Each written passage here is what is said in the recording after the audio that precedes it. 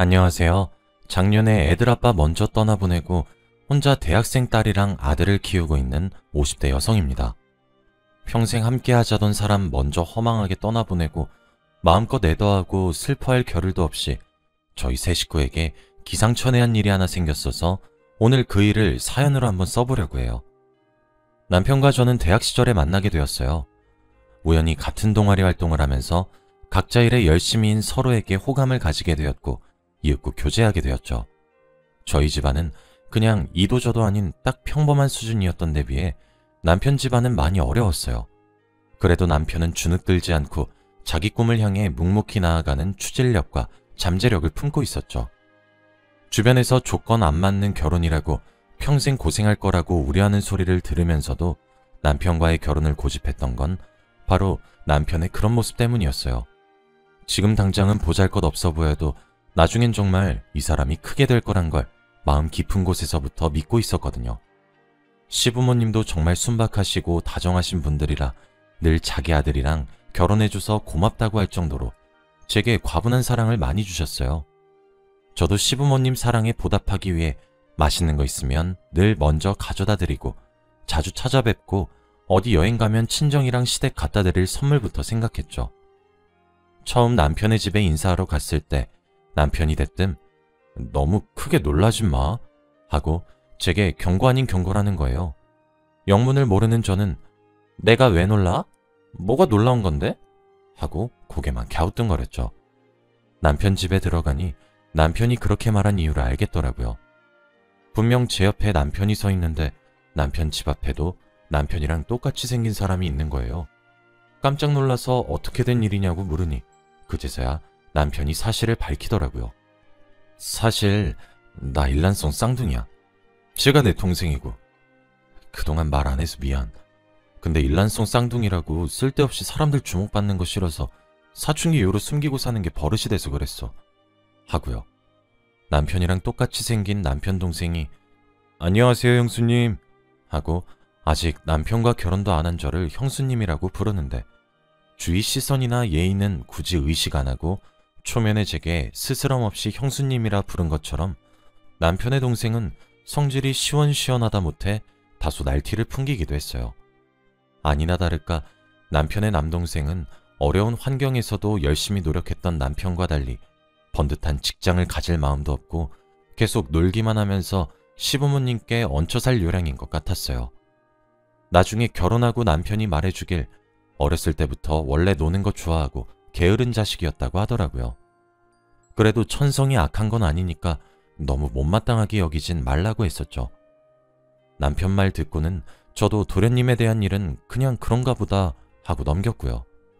그냥 일란성 쌍둥이여도 성격이 저렇게 다를 수 있구나 생각했어요. 아무튼 결혼한 이후 남편과 저는 한동안 경제적으로 많이 힘들었습니다. 남편 집안 사정도 그렇고 남편이 저와 결혼하고 얼마간은 원래 다니던 직장 생활을 계속했었거든요. 제가 보기에 남편은 정말 성실하고 자기 할 일 열심히 하는 사람이었지만 일을 열심히만 한다고 해서 부자가 되는 건 다 옛말이 된 지 오래잖아요. 저도 맞벌이하면서 어떻게든 집안 살림을 이끌어 나가려고 노력했지만 첫째 아이를 임신하고 나서부터 그것도 불가능해졌죠. 임신으로 제가 일을 그만두게 되고 수입이 반으로 줄어들면서 남편도 남편 나름대로 앞으로 어떻게 할 건지 고민을 많이 했었던 것 같아요. 하루는 저를 불러놓고 진지한 목소리로 사업을 시작해볼까 한다고 말해서 깜짝 놀랐죠. 그때까지만 해도 저는 남편이 사업 욕심이나 그런 건 전혀 없는 줄로만 알았거든요.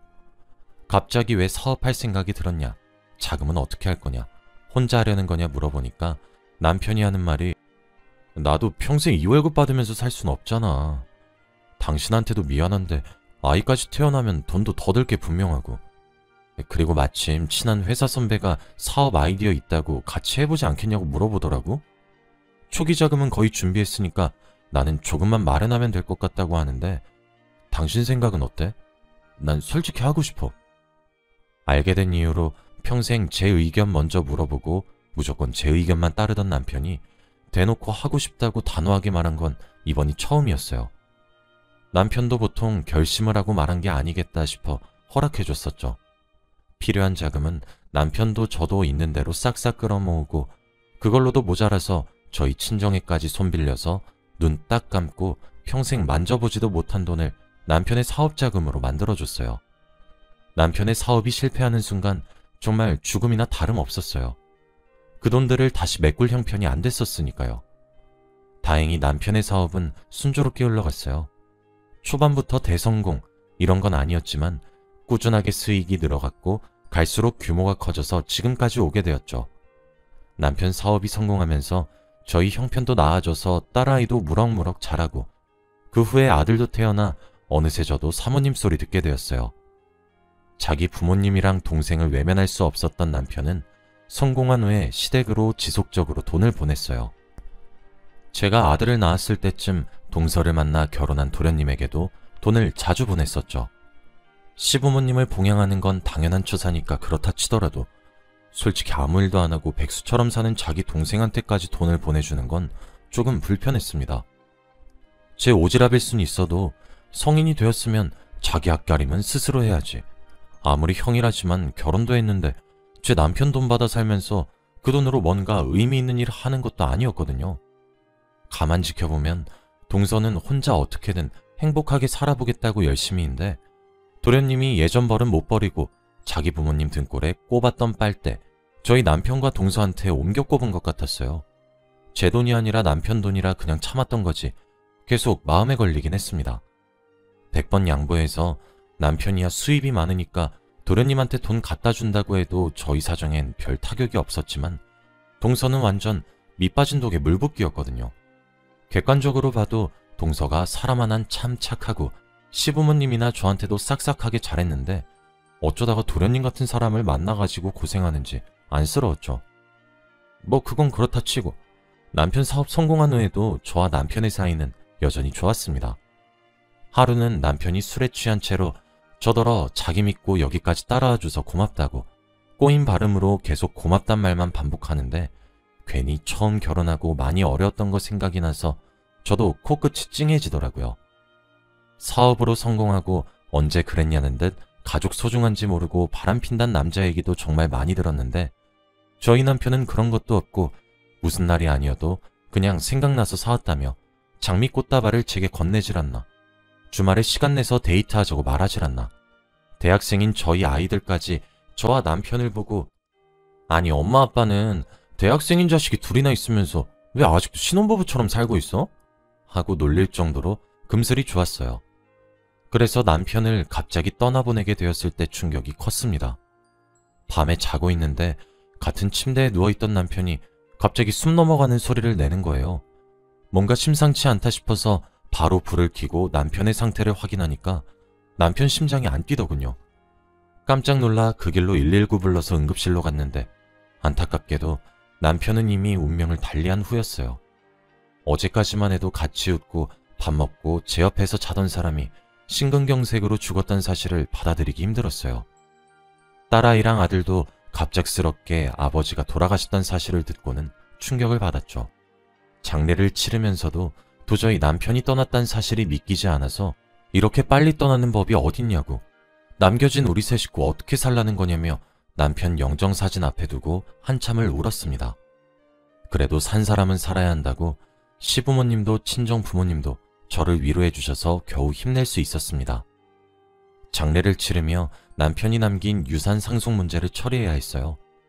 사실 상속 문제를 받자 유산을 받을 사람이 저와 두 아이들밖에 없기 때문에 그다지 복잡한 과정은 없을 거라고 생각했습니다. 그런데 장례 3일째 되던 날 갑자기 어떤 여자가 한 서너 살쯤 된 남자아이를 데리고 남편을 조문 온 거예요. 그런데 그동안 남편과 살면서 못 보던 얼굴이기도 하고 그 여자 옷차림이 도저히 조문 온 사람 같지가 않아서 눈에 띄었어요. 장례식인데도 불구하고 그 여자는 화려하고 진한 화장에 짧고 타이트한 원피스를 입고 왔더라고요. 시어머님도 멀리서 그 여자 오는 걸 보고는 옷차림이 왜 저러냐고 혀를 쯧쯧 차셨습니다. 그런데 그 여자는 냅다 남편 빈소로 달려가서는 갑자기 꺼이꺼이 우는 소리 내는 게 아니겠어요? 가만히 하는 말을 들어보니 이렇더라고요. 오빠, 나랑 민기만 남겨두고 이렇게 어이없이 가는 법이 어딨어. 우리 민기 이제 겨우 3살인데 오빠 없이 나더러 어떻게 혼자 키우라고 이래. 그 여자 하는 말을 듣다 보니까 뭔가 이상한 거예요. 그 여자가 데리고 온 민기라는 남자애가 마치 저희 남편 아들인 것 마냥 이야기를 하는데 도저히 무시할 수가 없더라고요. 그 여자에게 다가가 방금 한 소리 다 뭐냐고, 당신 누구냐고 물었습니다. 그랬더니 그 여자는 울음 때문에 눈화장이 번진 채로 저를 아래 위로 흘끗 보더니 남편 영정사진을 가리키면서 저 사람 애인이었다고, 같이 데리고 온 아이는 저 사람 아이라고 말하는 게 아니겠어요? 그 말에 저도 아들, 딸도 시댁 식구들, 친정 부모님 할 거 없이 그 자리에 있던 사람들 모두가 얼음처럼 굳었어요. 겨우 정신을 차리고 남편이 그럴 리가 없다고 증거를 대보라고 말하니까 그 여자는 어이없다는 듯이 픽 웃으면서 지금 자기 손잡고 있는 이 애가 증거인데 뭘 더 증명하라는 거냐며 신경질적으로 말하더군요. 그러면서 또 하는 말이 저더러 남편이 자기 몰래 바람 피웠던 사실 받아들이기가 힘든가 본데 저 남자 저랑 바람 피워서 애까지 가진 게 진실이에요. 받아들이세요. 하고 뻔뻔스럽게 나오는 게 아니겠어요? 제가 너무 충격받아 아무 말 못하고 있으니 그 여잔 또 기절초풍할 말을 던졌습니다. 기왕 이렇게 된 거 저도 애랑 먹곤 살아야겠으니까 저희 애 몫으로 남겨질 유산은 받아가야겠어요. 어쨌든 앤 오빠 애니까. 솔직히 상속 문제를 떠나서 남편이 갑자기 떠나간 걸로도 모자라 죽은 남편이 외도하고 있었던 사실과 혼외자까지 있었던 사실을 알게 되니 도저히 제정신을 유지하기가 힘들더군요.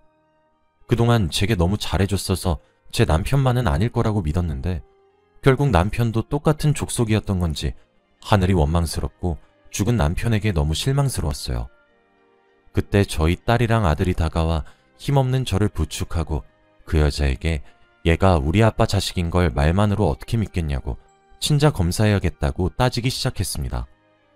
그 여자는 웃으며 콧방귀를 끼더니 좋을 대로 하라고, 얘는 제 남편 아이가 확실하다고 하는 겁니다. 그래서 그 아이의 머리카락 몇 가닥과 남편이 생전 쓰던 빗, 칫솔을 검사기관에 보내 친자검사를 의뢰했어요. 하루 지나 검사 결과를 받아보고는 더욱 놀랐습니다. 99% 일치한다고 나와 있더군요. 저는 솔직히 아닐 거라고 믿었어요. 아니, 그렇게 믿고 싶었어요. 뭔가 실수가 있었겠지. 남편이 그럴 사람이 아닌데 잠시 하늘이 나를 시험하는 거겠지. 그렇게 생각했습니다. 그런데 검사 결과를 보니 피가 차갑게 식더군요. 서로 사랑에 맞이 않던 남편이 실은 저 몰래 바람 피우고 혼외자까지 만들었다는 사실을 이제는 받아들여야만 할 것 같았죠. 그 여자는 어떻게 알고 전화 와서는 제게 검사 결과는 보셨냐고, 이제 자기 애가 남편 소생인 거 믿을 수 있겠냐고 저를 조롱하듯 말하더군요. 인정하기 싫은 현실이었어요. 그리고 그 여자는 이제 다 드러난 김에 자기 아이도 법적으로 인정받은 상속 대상이니 더 이상 귀찮게 굴지 말라는 말을 남기고 전화를 끊었어요. 친자 검사 결과를 알게 된 아이들도 그동안 자랑스러워했던 자기 아빠의 외도 사실을 알고 큰 충격을 받아 많이 혼란스러워했어요. 집안에도 어색한 분위기만 흘렀죠. 친정에서도 남편이 죽어버렸으니 탓할 사람도 없고 무슨 이런 일이 다 있냐며 원망의 목소리만 냈어요. 시댁 식구들도 제게 미안하단 말만 반복하고 도련님도 동서와 함께 형이 형수님 두고 그럴 줄은 몰랐다고 말하고요. 갑자기 남편 떠내보낸 걸로도 모자라서 그 남편 외도 사실까지 만천하에 까발려지니 제 처지가 한없이 비참해졌어요. 바람 피워놓고 호련히 떠나버린 남편이 너무 원망스러웠죠. 바람 피고 혼외자 만든 건 당신인데 왜 수치스럽고 남들한테 씹히는 건 내가 되어야 하냐고요. 엎친 데 덮친 격으로 남편의 혼외자인 그 민기란 남자아이는 법적으로 상속 권리를 인정받아 기어코 그 여자와 남편의 유산을 나눠 가질 수밖에 없었습니다. 일은 그렇게 마무리되어 가는 듯 했어요. 처음엔 받아들일 수 없고 화가 났던 저도 어느새 체념해서 분노할 힘조차 남아있지 않게 되었죠. 그냥 남은 유산으로라도 아이들 시집 장가가기 전까지만이라도 마저 잘 키워야겠다 싶었습니다. 그런데 얼마 안 있어 이상한 광경을 목격했어요. 기운 차릴 겸 친구들과 약속을 잡았어요. 오랜만에 외출이라 들떠서 좀 일찍 집을 나섰죠. 맞은편에서 신호등 신호가 바뀌길 기다리고 있는데 카페 안에 도련님과 웬 여자가 같이 앉아 담소를 나누고 있는 거예요. 도련님이야 남편과 똑같이 생겼으니 바로 알아볼 수 있었고 옆에 있는 여자는 당연히 동서이겠거니 싶었어요. 반가운 마음에 카페 들어가면 인사나 해야지 생각했습니다. 그런데 카페와 가까워질수록 뭔가 이상했어요. 도련님과 함께 있는 여자가 동서가 아닌 것 같았거든요. 동서가 아니라 남편 장례식에서 봤던 그 여자 같았어요. 잊을래야 잊을 수 없는 얼굴이라 금방 떠올랐죠. 심지어 멀리서 봤을 땐 잘 몰랐는데 도련님 옆자리에는 남편의 혼외자인 그 아이가 앉아 있더라고요. 그 아이는 도련님이 떠다주는 빙수를 받아먹고 있었습니다. 누가 봐도 휴일에 가족끼리 외출할 것 같은 화목한 모습이었죠. 저는 대체 무슨 광경인가 싶었어요. 셋이 대체 무슨 사이인가? 원래 아는 사이였나? 일반적으로 생각해보면 자기 형의 내연녀와 그 아들인데 도저히 저런 그림이 나올 수 없지 않나 싶었어요. 뭔가 이상해서 하늘을 찍는 척하고 세 사람의 모습을 사진으로 남겨두었습니다. 그리고 목에 메고 있던 스카프로 조심스럽게 얼굴을 가린 후 카페로 들어가 근처 테이블에 등을 돌리고 앉았죠. 그리고 가만히 앉아 도련님과 그 여자가 하는 이야기를 엿들었습니다. 혹시나 동서에게 알려야 하는 일이 생기게 될지도 몰라 핸드폰 녹음 기능도 켜두고 있었어요. 그때 일만 생각하면 아직도 손이 벌벌 떨려요. 여자가 도련님더러 이렇게 말하더군요. 오빠, 나랑 민기 생활비 슬슬 딸리는데 돈 좀 더 주면 안 돼? 내가 연극해서 받은 유산 아직 많이 남았잖아. 유산 받은 게 다 누구 덕택인데. 오빠 자꾸 이렇게 쪼잔하게 굴면 그 여자랑 오빠 아내한테 다 말해버릴 거야, 진짜. 그리고 여자 말을 들은 도련님이 협박하는 듯한 어투로 대답했어요. 야야, 그거 말하면 우리 둘 다 끝장이야.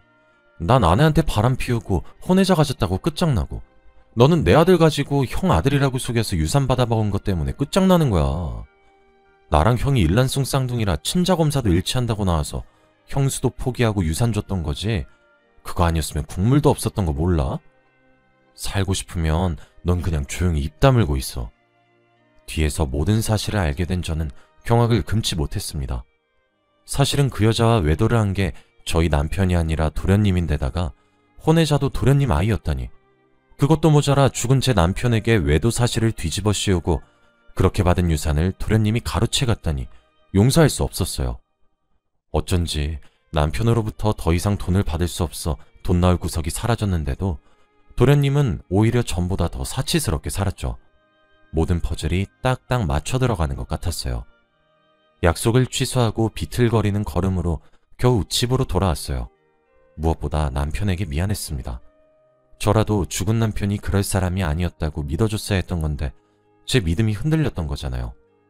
물론 친자 검사 결과까지 일치한다고 나오면 누구나 믿기 싫어도 믿을 수밖에 없는 상황에 놓이게 되겠지만요.